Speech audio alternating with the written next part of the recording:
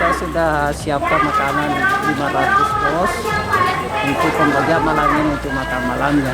Oh gitu. Ya, Ada dapur umum juga didirikan Pak? ya dapur umum sudah ada, cuma saya tidak bergerak dulu ini karena malam ini kan saya sudah siapkan makanan siap saji nanti.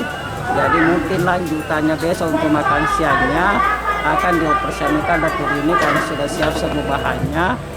Cuma ini malah saya tidak memasak dulu karena ada tadi makanan 500 dos itu. Kalau persoalan tenda sudah banyak masuk dari instansi lain, yang misalnya dari BPBD.